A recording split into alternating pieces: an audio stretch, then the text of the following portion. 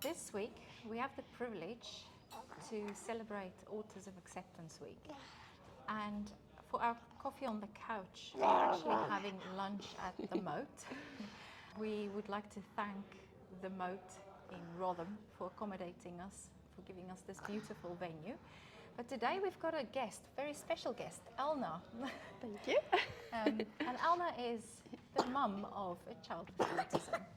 So thank you so much for joining us today, Elna. You're welcome, and thank you for having me. I think we're going to have a lovely chat. I love talking about things like this and just being real, coming together, and you just, love talking, so that's a good thing. Oh, that's wonderful. Yeah, so I'm here today to learn from you because I think, being a mum, experiencing the life of a child with autism day to day, that's what where real specialism come in. Someone like me, I can do so much studying, but it would never really give me that insight. So today I'm here to learn from you. And my first question is, we know with neurodiversity, we often have Dyslexia Awareness Week, we have Dyspraxia Awareness Week, ADHD Awareness Week. Why Autism Acceptance Week?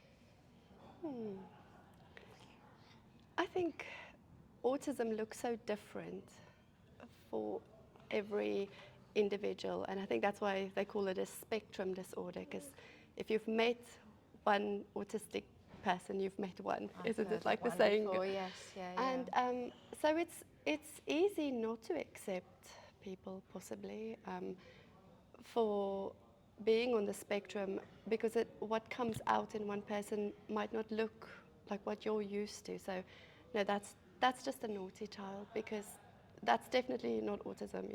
The mum is using it as an excuse because I know what autism looks like, and actually it looks so different for everybody. And I think it's lovely that they have something like Autism Awareness Week, so we can just all be mindful of the fact, or get educated that autism looks different, and we can't.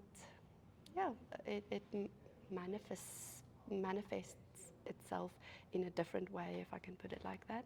We all have strengths and weaknesses, and maybe to not be so judgmental. I think when we see somebody who's on the spectrum, to the person, the individual, but also the parents, because I think as a mum, that's where, when they were little especially, and everything is just down to, oh no, he's naughty. That's where it's hard, because we all, before you have children, you will say like, I will never be that mum. My child will never behave like that.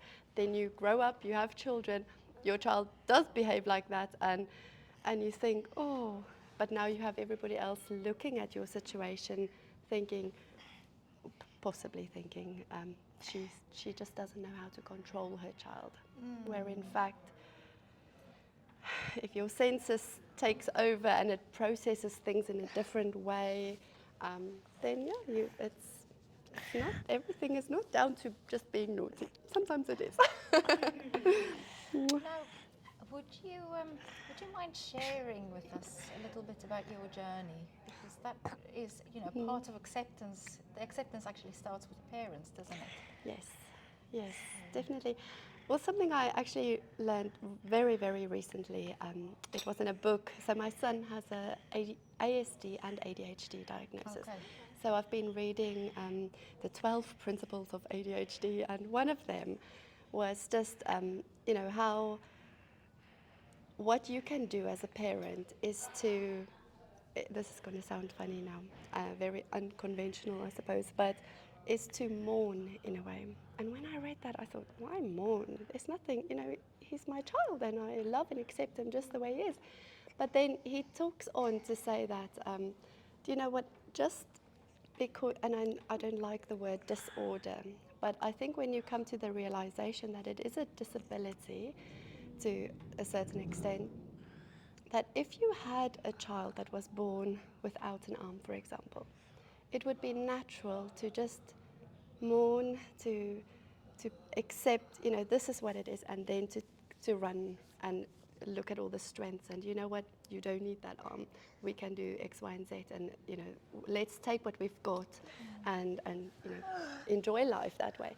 And so for me, I think just realize, and I'm not saying I'm mourned, oh, look at my child, he's a wonderful child, and everybody with an autistic child, the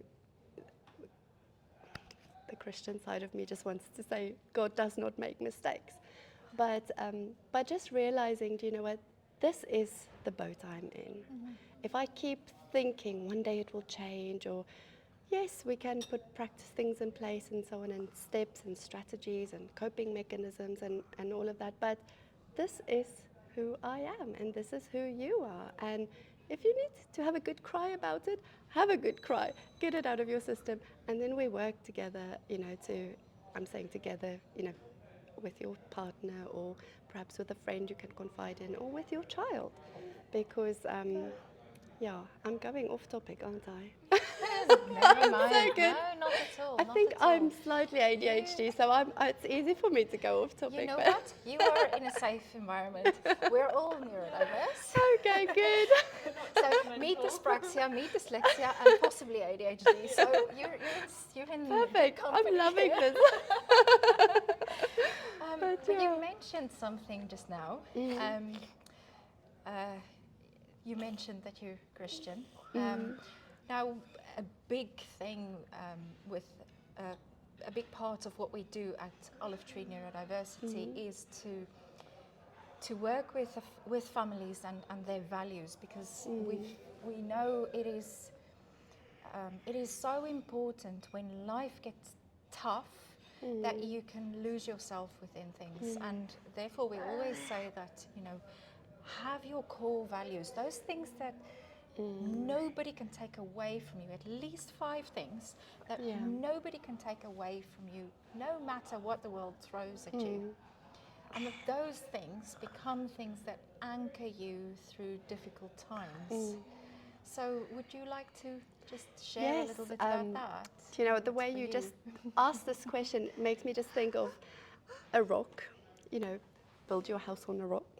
And if you're built on a sure and solid foundation, then it doesn't matter what storm comes. And that's why I like the fact that you say at least 5 things or whatever, because then the storms will come. And believe me, I've thrown my mummy tantrums galore. It's not even with my solid foundation, but it's without it, it would be very, very difficult to manage and just cope with your circumstances. If you have so in our house, for example, we have the meltdowns and the explosive like volcano eruptings, and every now and again, and that's why I completely agree with you, it's so necessary.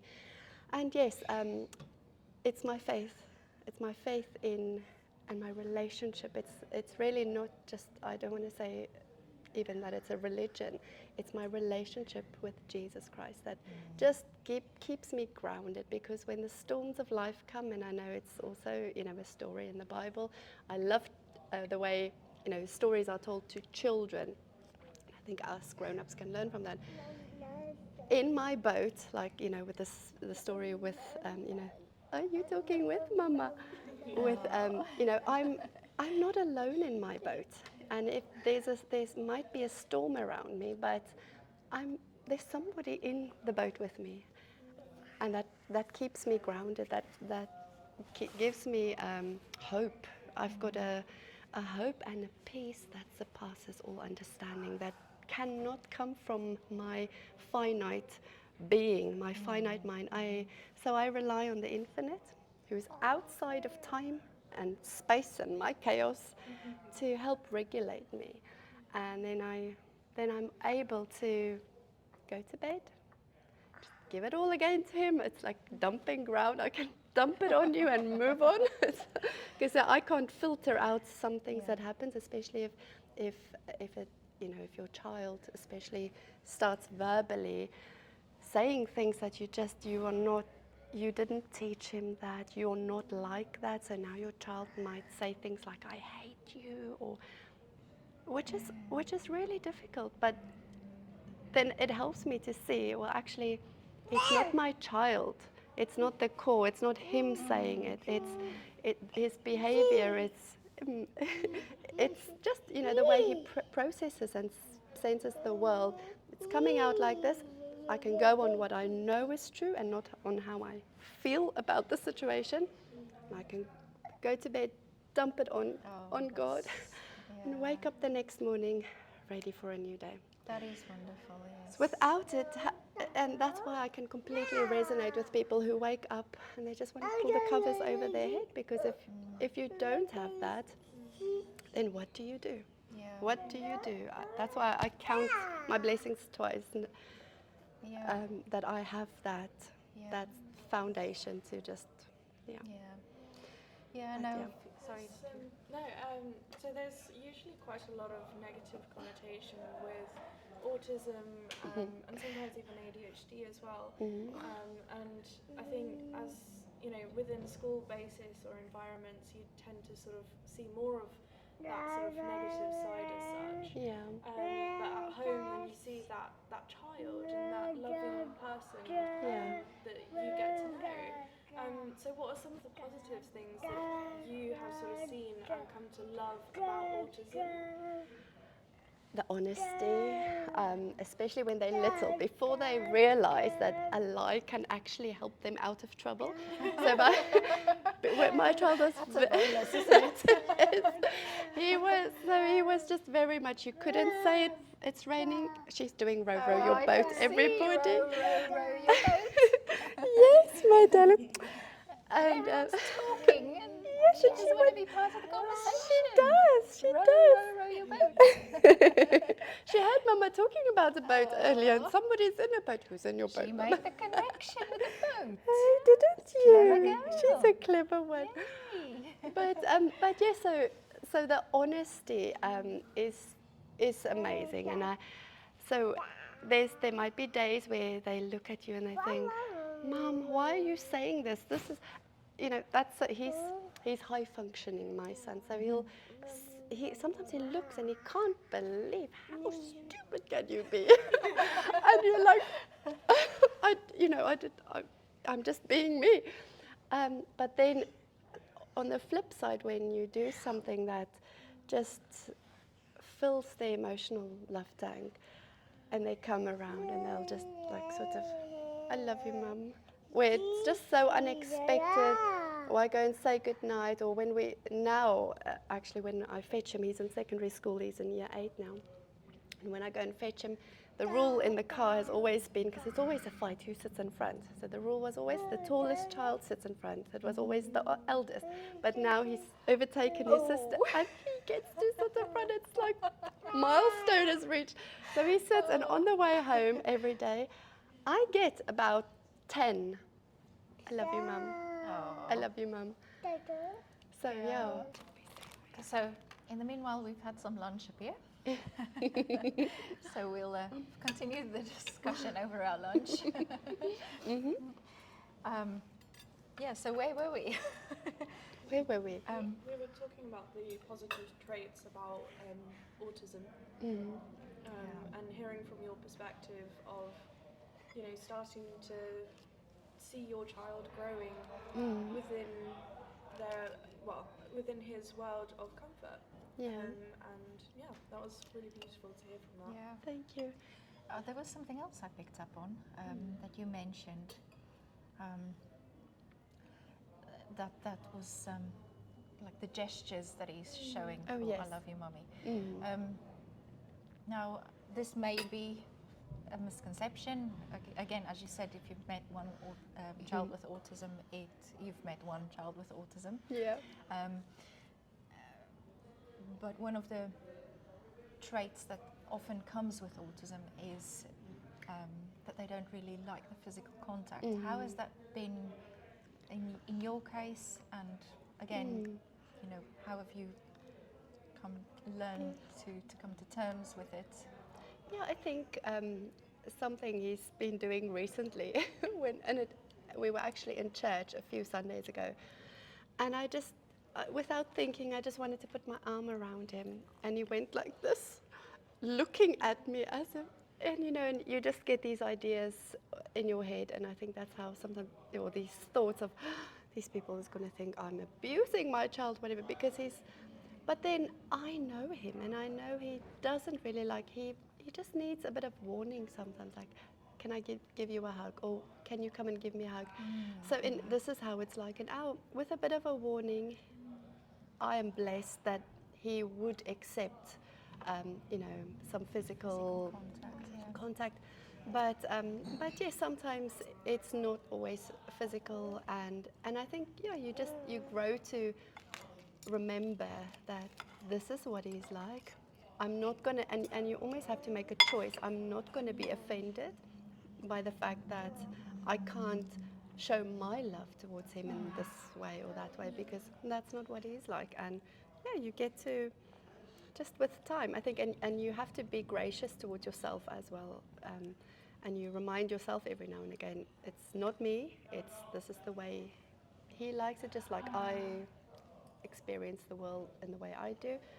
And a lot of, I mean, even if you're not on the spectrum, some people are more, you know, huggers, and others are not huggers, and we tend to respect that. But when it comes to children, we don't always.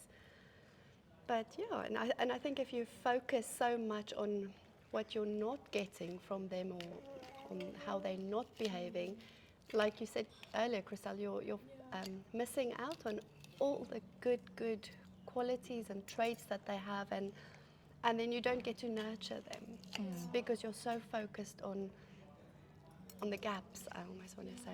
And somebody actually just sent a message to me earlier, saying how we are like lace that are, you know, or God puts, our lives are like him weaving lace together, like beautiful bridal lace. But we can tend to focus on the holes, and then you miss the beautiful picture that is actually there right in front of you. And yeah, I mean, we don't get to celebrate that. Is that nice? But another thing that you've mentioned that I think is so important with any kind of neurodiversity, you mentioned that you need to accept that you know, you have your own way of processing things as well as, and I think very often that is a key thing that we need to remember, that we have. We need to deal with our own emotions first, and very often the way that we look at things is our own emotional reaction rather than what is really happening here. Yeah, and absolutely. I think that's why emotional intelligence is such a key thing as well, which is also, you know, something that we bring into the coaching. A big aspect of just understanding the neuroscience, how our brains work in terms of emotions, and very often it is a case of it's our perception and our emotions, and as parents we tend to react emotionally to the situation, where emotional intelligence can help us to just step back for a moment, to see the situation for it is and not take it personal. Yeah, and I think for that reason it is priceless, or it's invaluable. Is that the right English term for us as parents to educate ourselves in a way, be it going on a coaching program or something like that, because you're learning. Whoopsie, there might be truths out there that you just don't know because nobody's ever told you that. Sorry. There's a clean one. Thank you. You know, we might simply know X, Y, and Z. So if we go and get ourselves educated a little bit, not necessarily because you want to become a teaching assistant or whatever, maybe other doors can open and your empathy can result in actually you helping other children as well. But it could just mean the world to the relationship between you and your child that thinks different. Yeah. Is that nice? Well, But yeah. Sorry.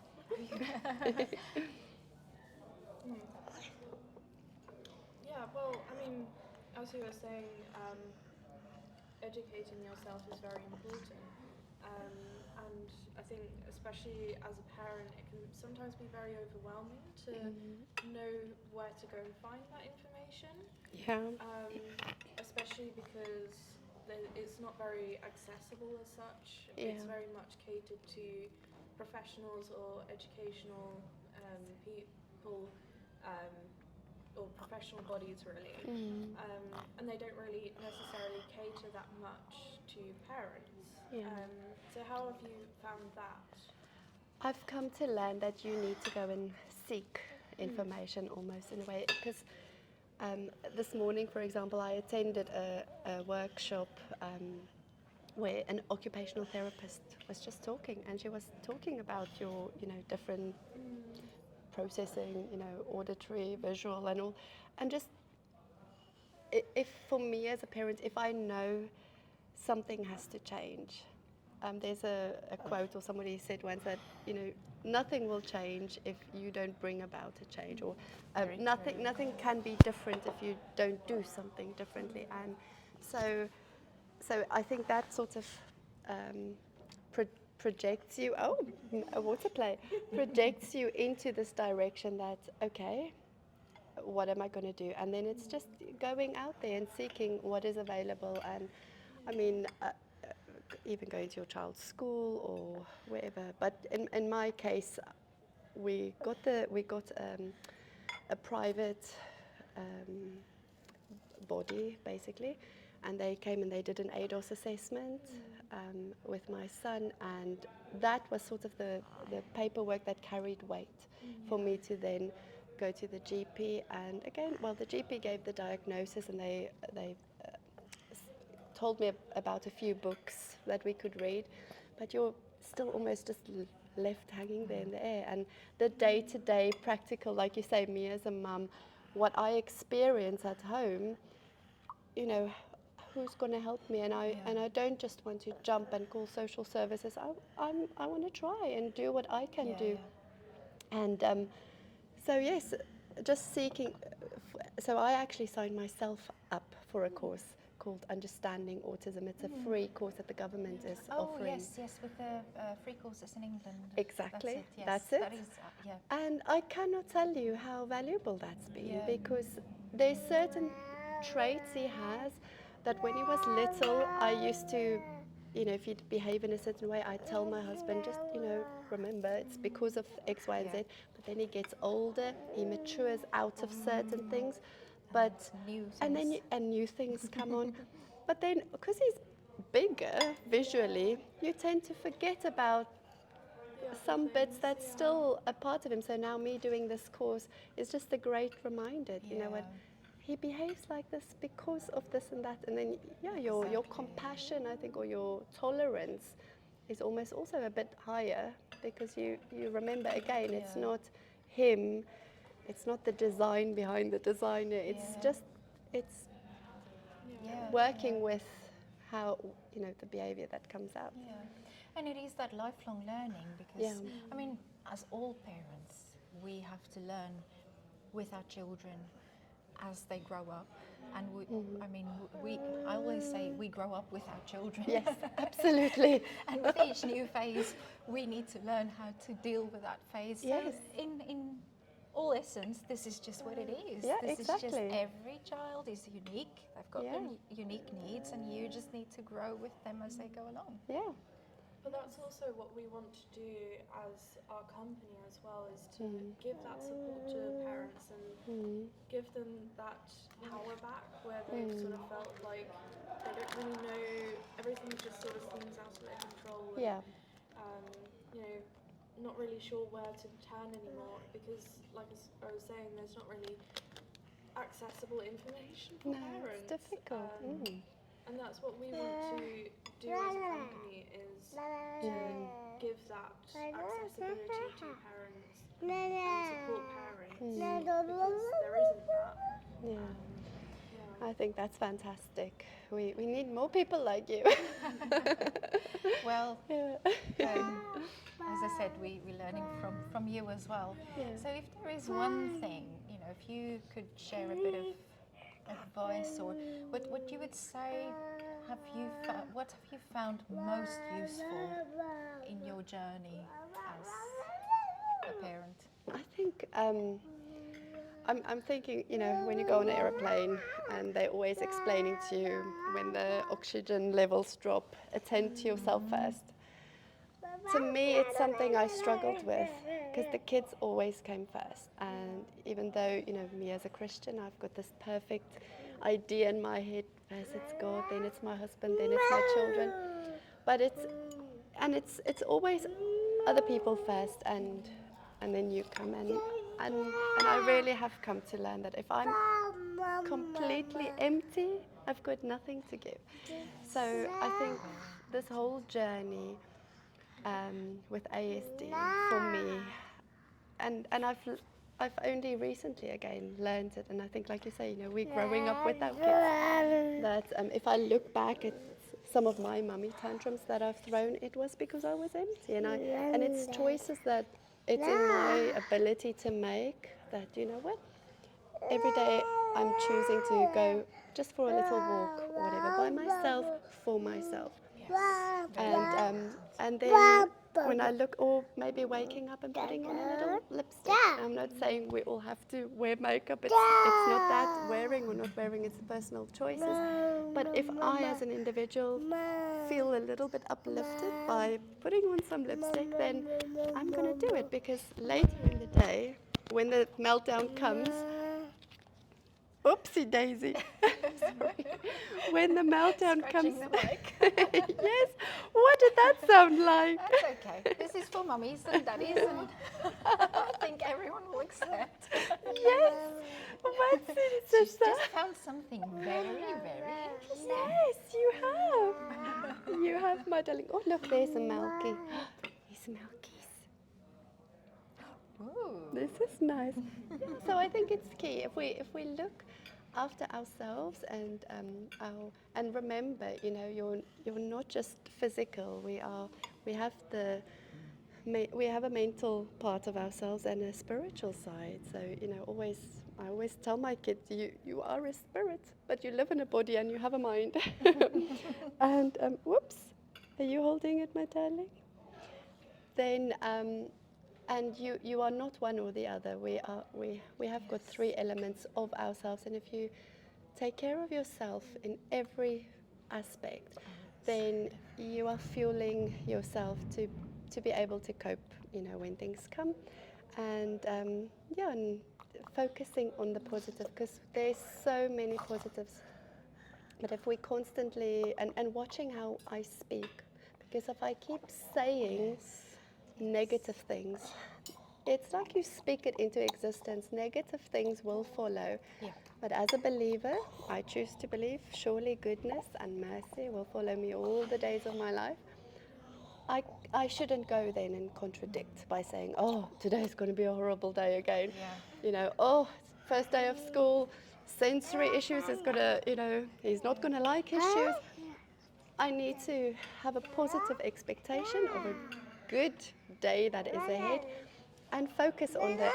And when you do, it's like you look with different eyes at the very same child, and then you praise him more, and when you praise him more, he behaves different. It's this knock-on effect where, yeah. But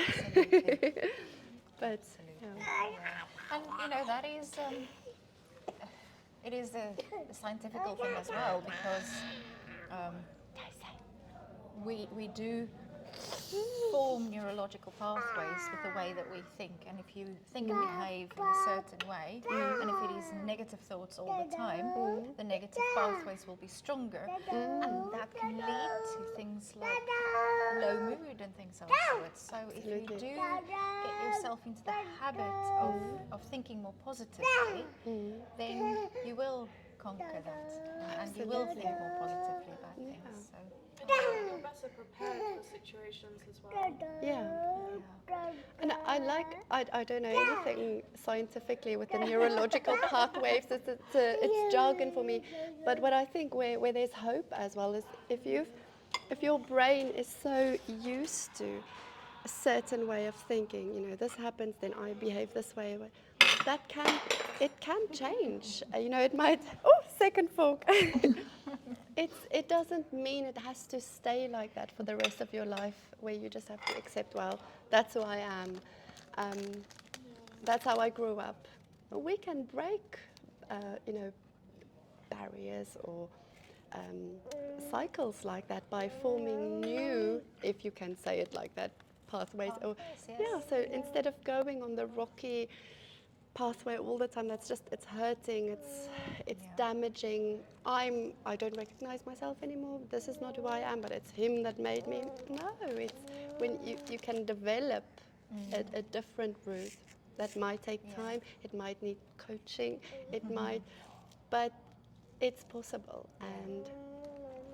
And we don't need to suffer in silence. That ties in really well with our three key words as well, which is it's compassion. So being compassionate towards your child's needs, but also being compassionate towards yourself and accepting that you are human and you are going to make mistakes. Yes. But it's acceptance and it's accountability. You are accountable for your own feelings. It's not your child's fault. It's not this fault. It's not. You need to take that accountability for your own emotions and your own actions, because it's you know, we feel something and then there is an action that follows, and we need to take accountability for it. And the third thing is resilience, because if you have the compassion and you take accountability, you build a bit of resilience to get you through all of these things. Yes. Yeah, no, and this accountability aspect, when I've failed, and you know, when my child might be really loud verbally towards me, and I've just had enough, and I'm like, and I start shouting. The healing that comes with me going to him and saying, do you know what? I really shouldn't have reacted this way.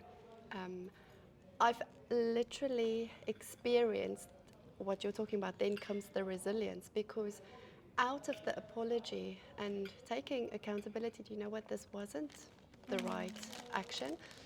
And letting my child see that, being vulnerable and saying, do you know what? I shouldn't have.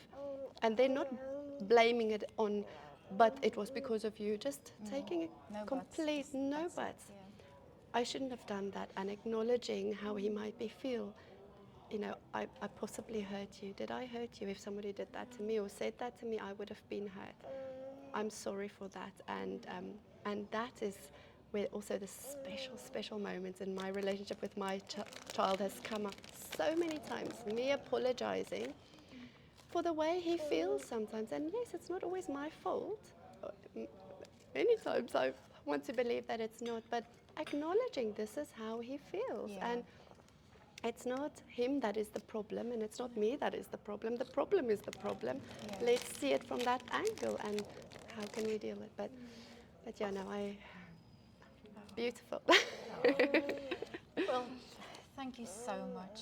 Really, really appreciate it. We know ourselves how hard it is to talk about something so personal, and to be willing to put it out there, because this is very public, talking about something very personal in a very public way.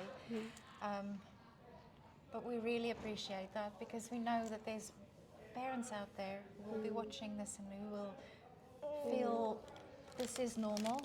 It's normal to feel like this, but just getting some inspiration from what we talked about today, and feeling encouraged, and you know, sharing the love. It's all about community as well, and the neurodiverse community, standing together and normalizing it. Yeah. just the differences that we have. Mm. So thank you very, very much. Really Thank you appreciate for it. having me. Before we wrap up, I think it would be absolutely lovely to sort of just get a little lasting thought from you.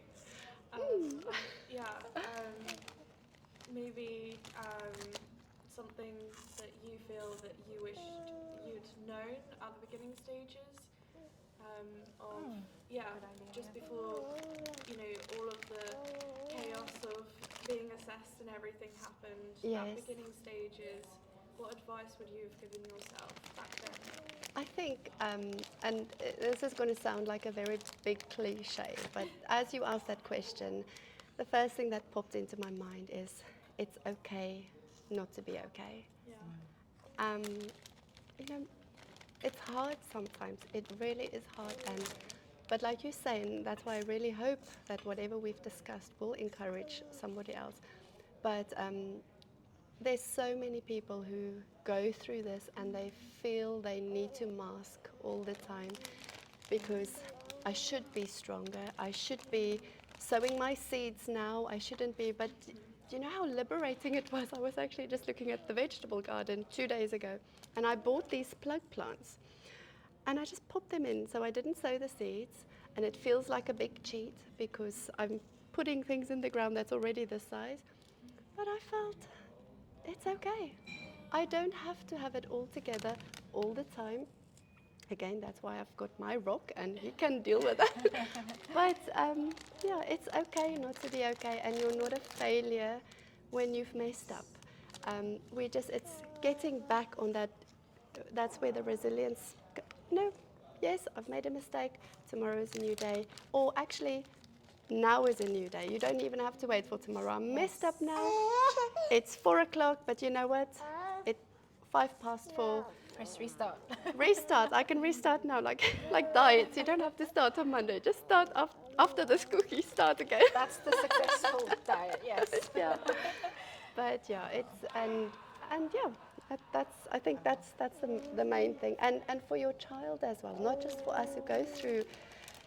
If it's hard for us, we can just begin to imagine how hard it is for the non-neurotypical mind, because they have this overload of things going on inside, and it's hard for them. And then sometimes to acknowledge or to share with them that, you know what, it's okay to feel this way.